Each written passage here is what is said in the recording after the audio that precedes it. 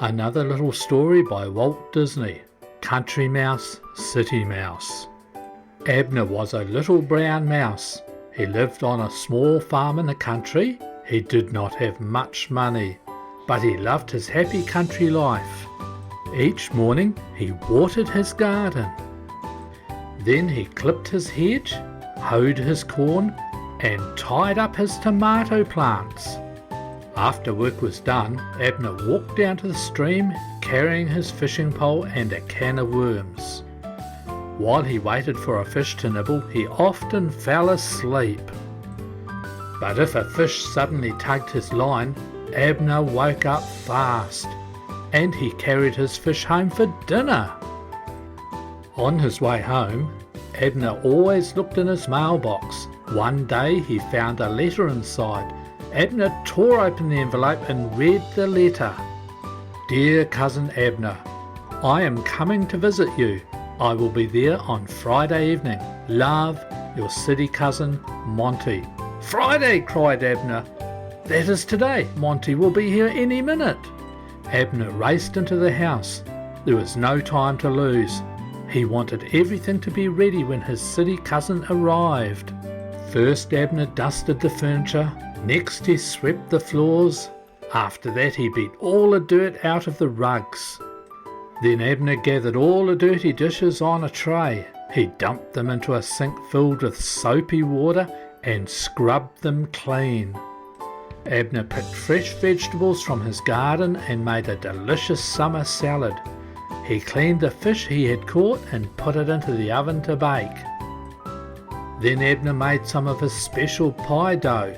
Soon the spicy smell of hot apple pie filled the kitchen. Just as Abner was taking the last pie out of the oven, he heard a loud honking outside. Monty had arrived in a bright red sports car.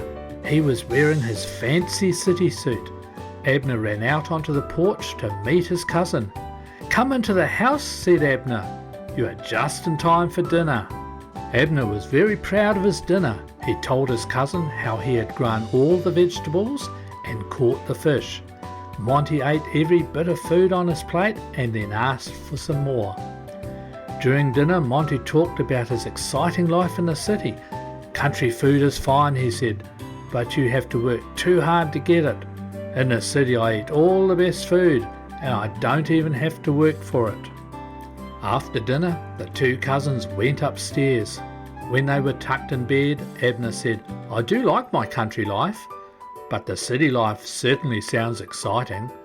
Why don't you go back to the city with me? Monty asked.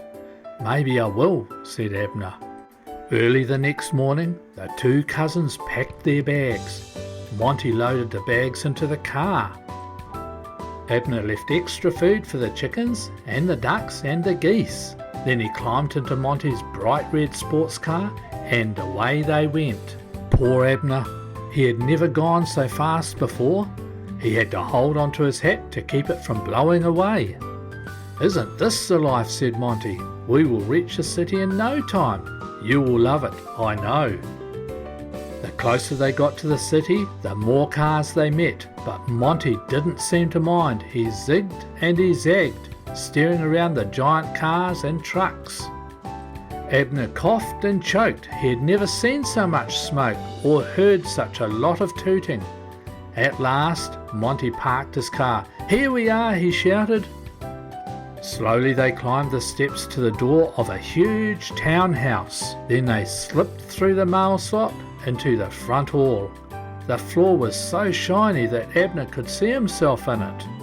Suddenly a terrible roaring machine came sweeping straight towards them. It's eating up everything in its path. Help, shouted Abner. Monty grabbed his cousin and pulled him into another bigger room. That was just a vacuum cleaner, said Monty. Don't be afraid of it. Come on, let's eat. Monty led Abner up to the top of a long table.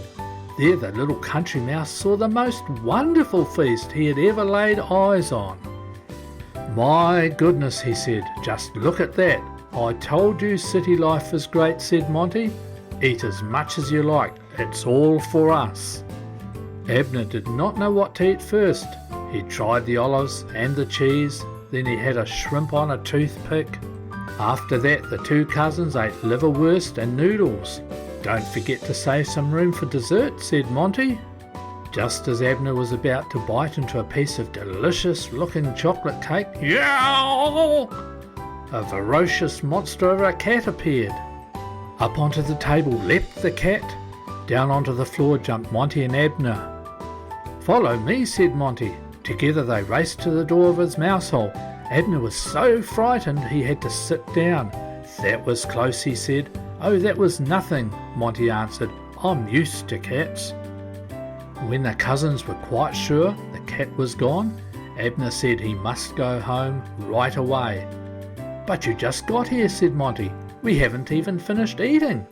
"I have had more than enough," said Abner. He gave his city cousin a big hug. Then Abner ran out of the house, down the street and into the road. He raced straight home as fast as he could go. Abner's own snug bed in his own little house had never felt so good. The next morning he woke up early and pushed open the windows. Then he put on his clothes and went out with his old farm friends to watch the sun rise.